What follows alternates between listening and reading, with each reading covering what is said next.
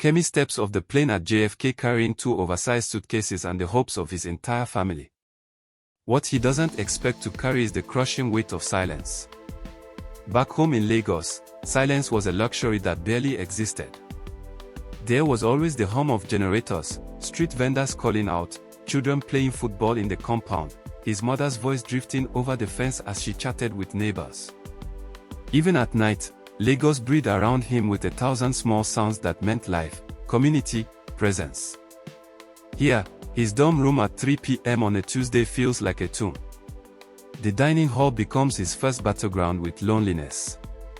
He stares at endless cereal options, texting his sister, they have 15 types of cornflakes. 15. Her response, a laughing emoji and jollof rice photo, makes his chest ache with homesickness so sharp it takes his breath away. Time zones become cruel arithmetic. When he's free, they are sleeping. When they are awake, he's in class. 3-minute conversations feel like trying to fill an ocean with a teaspoon. His mother asks if he's eating well, and he lies because the truth would only make her worry from a distance she cannot cross. Weekends are the worst. His hallmates vanish to families an hour away, into social networks he hasn't learned to navigate. He walks through campus watching life happen around him, couples holding hands, friend groups sprawling across the quad, an observer in his own existence, taking notes on belonging from the outside. The hardest part isn't just missing people. It's missing people who know you. He's surrounded by classmates and professors, but moves through their world like a ghost, seen but not recognized, present but not known. The weight of constantly translating himself exhausts him in ways he never imagined possible.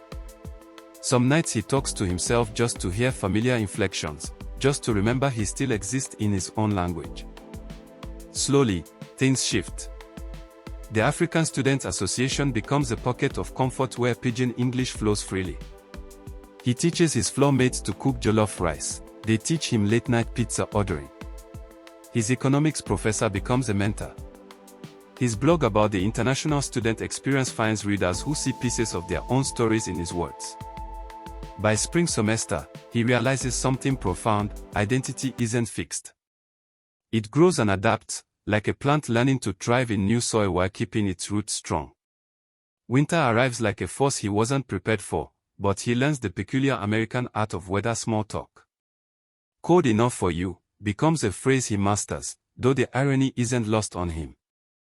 By summer, when he chooses campus research over flying home, he catches himself thinking, when I go back to campus, instead of, when I go back to school.